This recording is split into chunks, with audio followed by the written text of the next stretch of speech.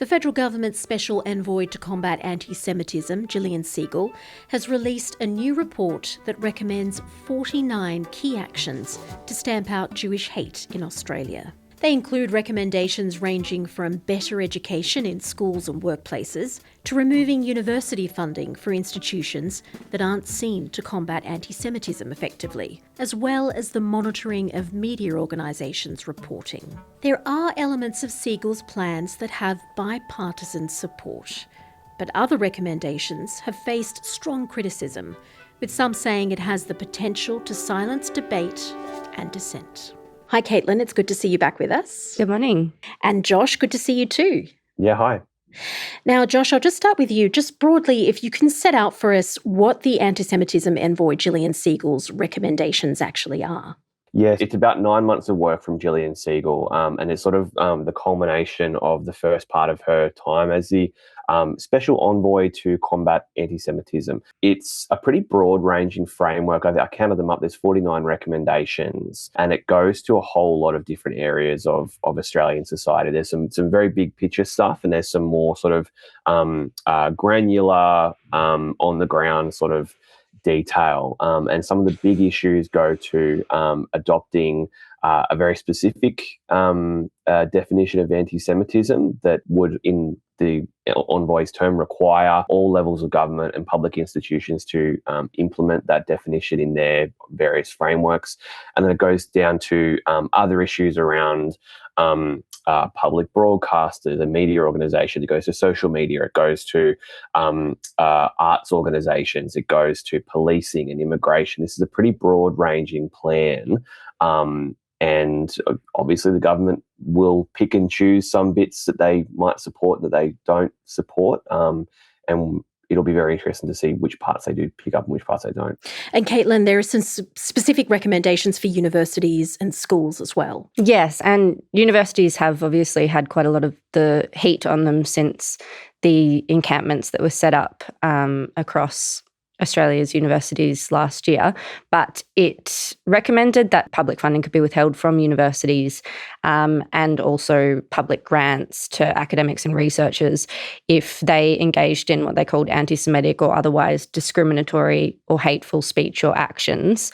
And it would have a university report card, which would kind of judge how universities had responded to anti-Semitism and if it had been sufficient. I just want to talk about the definition of anti-Semitism it's been discussed a lot. It's very controversial because parts of the plan do have some support.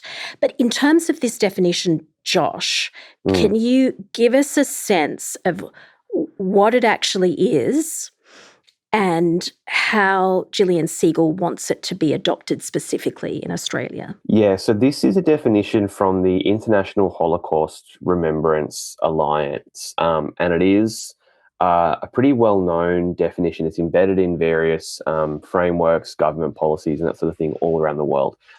First, the important thing to start with is that it has been endorsed by both sides of politics, but this is about implementing this definition more broadly. I'd ask Jillian to make some comments. We'll then hear from Minister Burke, and then we'll be happy to take questions on this or other things. Jillian. Thank you, Prime Minister, and good morning, everyone. And I'll read from the statement here from the key actions that the envoy, Jillian Segal, has recommended.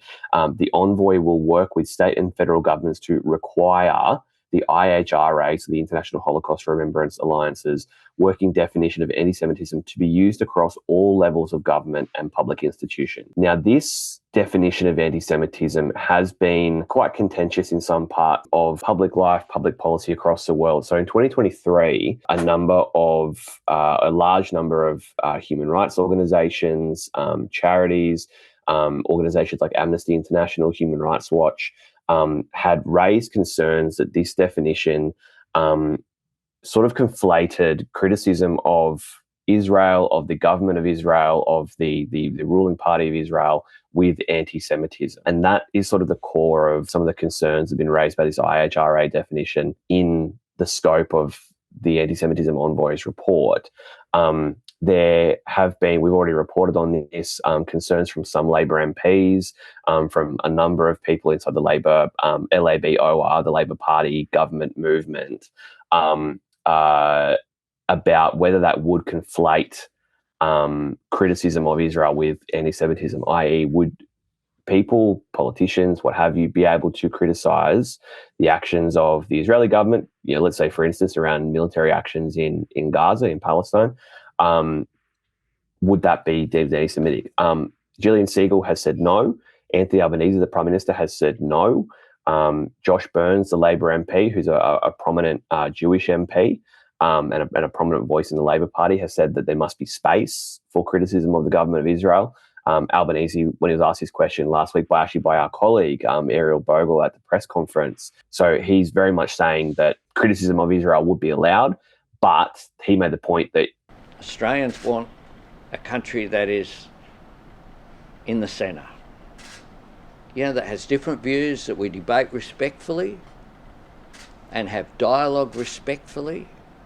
No matter what your concern in the Middle East, no matter what your argument is, you should be able to make that point respectfully, is what the government and what the Prime Minister have said. Criticism of Israel is legitimate, as is criticism of the Palestinian Authority. That's a debate that you're allowed to have, and put forward your views respectfully. And the Executive Council of Australian Jewry do strongly endorse the plan. So there is some support there amongst the Jewish community for Jillian Segal's plan, and then there's other members of the Jewish community who differ from her view. Is that right? It is a well-known definition, and it is taken up in some parts of Australian public life.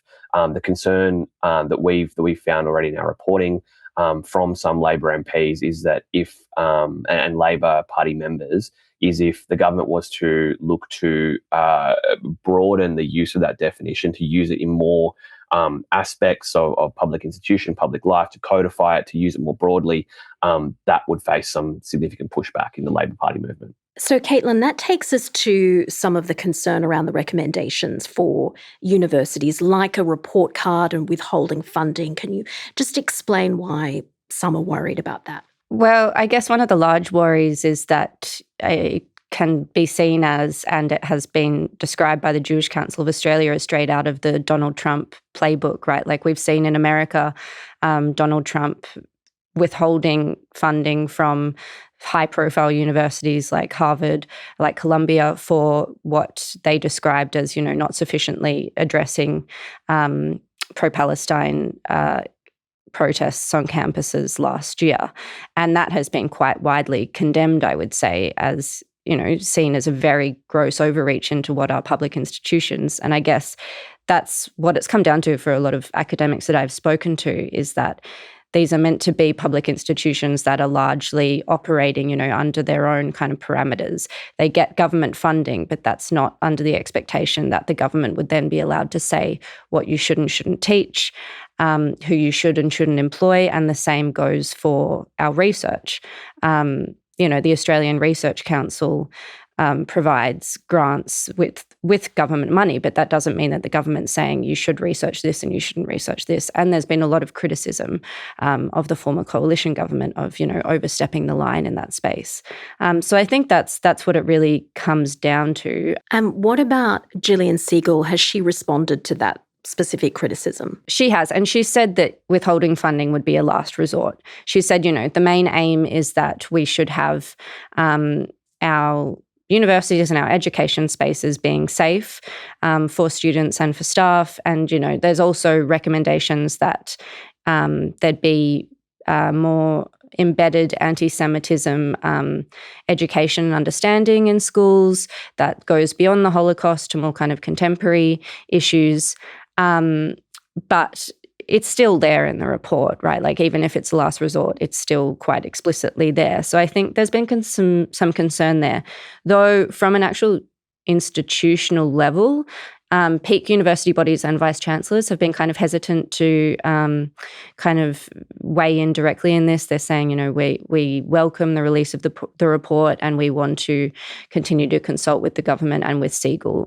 So they haven't actually publicly condemned it, but, unions and academics are definitely concerned.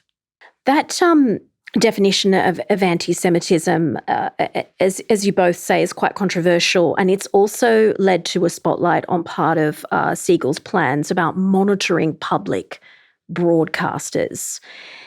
Specifically ABC and SBS. There's been a lot of debate around that. Josh, can you just set out what Segal has said that she wants to do about that and some of the concern around it? This was one of the more, I guess, sort of novel recommendations or ideas from the envoy here, talking about the word was monitor media organizations. So again, I'll read one of the key actions of the recommendations.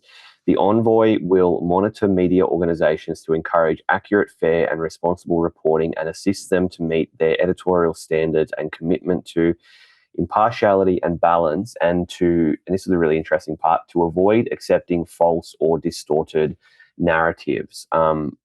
In a number of media interviews that Jillian Segal did last week, there was a number of questions about what this would include. This idea of what monitoring media organizations would look like hasn't really been properly unpacked or really explained, I think, by the envoy, other than I think she sort of spoke about, getting in touch with media organizations and sort of looking at coverage and that sort of thing.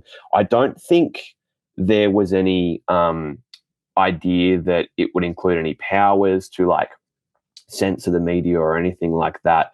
I think it would more be calling things out or that sort of thing. But it might not need government approval or government legislation to do that. It might be one of these things. Caitlin spoke about the suggestion of a university's report card. I think Jillian Segal said they would do that. That's something that the envoy's office could do off their own bat. I do wonder if this is one of those things that maybe a similar thing could be done for the media. It's unclear at this stage, but I think we need to know more about that particular recommendation or idea. Caitlin, some of Jillian Segal's plans rope in the charity sector and cultural institutions as well. It's not just universities. Can you give us an idea of what she's said about that and some of the response to it? Yeah, absolutely. So it's kind of similar to what she's suggested for universities, in that for charities, they'd remove the deductible gift recipient status. For institutions that promote or engage speakers in conduct that promotes anti-Semitism, and for cultural institutions and festivals as well, which was interesting that she singled that out, would also similarly be funding removed for anyone that promotes, facilitates or does not deal effectively with hate or anti-Semitism. I think highlighting charities was an interesting one. I spoke to the CEO of the Community Council for Australia, David Crosby, who just said that there was no evidence that he'd seen that a legislative change was necessary. Sort of said the whole point of charities is, to better society. You're not going to be a successful charity if you're promoting anti-Semitism or any kind of racism, really, and that they already have pretty stringent accountability requirements. The cultural institutions is also interesting, since we've obviously seen quite a lot of debate recently over Creative Australia and their decision with the Biennale. They pretty much said they'd work constructively with all government stakeholders, and it was already a condition of their funding that recipients complied with all applicable anti-discrimination laws. So basically saying this additional legislative framework just isn't necessary because it's kind of already embedded into the functioning of cultural institutions and of charities. But it was interesting that she chose to kind of highlight them as well. Josh, part of Segal's recommendations are about regulating the social media online world. There have been issues of anti-Semitism online, but it's pretty ambitious given how hard it is to regulate the online world. Yeah, absolutely. Obviously, we've spoken about concerns that in the envoy's claim that anti-Semitism is more rife amongst younger people. In the report, she writes, quote, "We are on a dangerous trajectory where young people raised on a diet of disinformation and misinformation about Jews today risk becoming fully fledged anti-Semites tomorrow." So the social media aspect is a really interesting part here, and to go along with the recommendations about monitoring media organisations, there is one interesting point, and I think this might be one that the government actually does do potentially as part of a broader like awareness or education campaign. The report recommends, quote, to support trusted voices to refute anti-Semitic views, particularly on social media platforms, and that the envoy would establish a project of some kind. That, I think, is a really important part of this. I think anyone who uses platforms like X would see that there is this stuff isn't this stuff is out there, and it's not hard to find, and you do stumble across this sort of dark cesspit sewer stuff on a sadly too regular basis, to be honest. Josh, not all the recommendations are in dispute. Some parts do have bipartisan backing. Yeah, and it'll be interesting. We're still waiting to see exactly what the government will do in response to this report. The government has basically just received it and said, we're going to consider a response. But in the days leading up to the report, actually before the report was released, the Education Minister, Jason Clare, said that they would, that looking at issues around updating school curriculum, school lessons around anti-Semitism would be something that the government was on board with.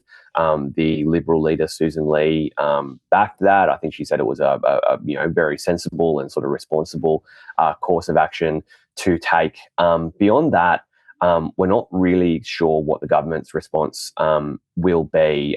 They've already pointed out, Anthony Albanese and other ministers have pointed out, they already are doing some of the things that the envoy has suggested, including tightening up visa rules, immigration issues around cancelling or refusing visas for people who are holding anti-Semitic views or anti-Semitic conduct. They've raised the case of one particular rapper who fit into that category. Beyond that, the Liberal coalition opposition has basically called for the government to endorse all the plan in full.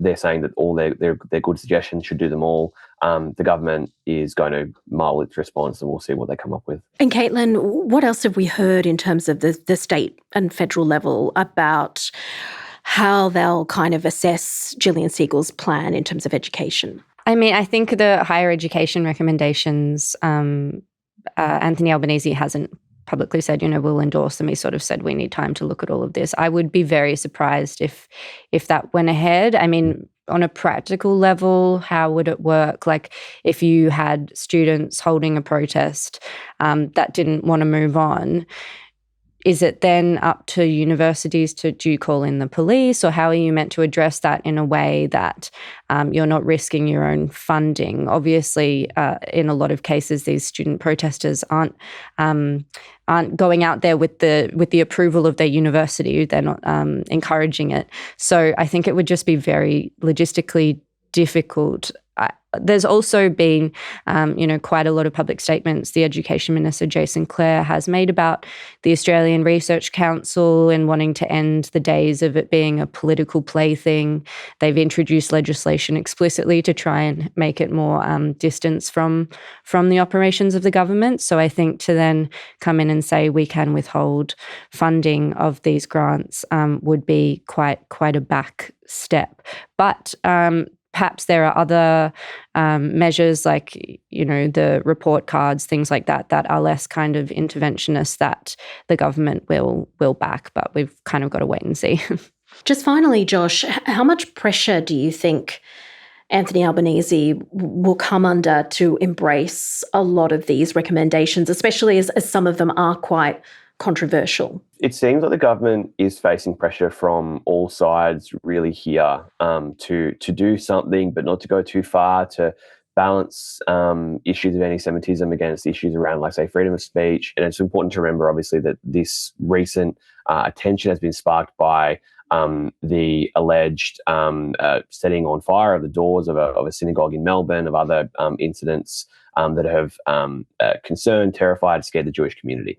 On the other side, we've got lawyers groups, civil libertarians, and that sort of thing, raising concern about, as we said, freedom of speech, freedom of assembly, freedom of protest, all these very important foundational, fundamental concerns. We've had a report in The Guardian that Labor members, rank and file, are concerned about the implementation of the IHRA definition. There's also a report today, sort of related but separate, that Jillian Segal's husband, or a company associated with her husband, had given a large donation to Advance, the conservative, controversial political campaigning lobby group. Jillian Segal has distanced herself from that donation, and she said that she's had no involvement in it. And as well, we're also waiting for the report of an associated envoy, the government's envoy to combat Islamophobia,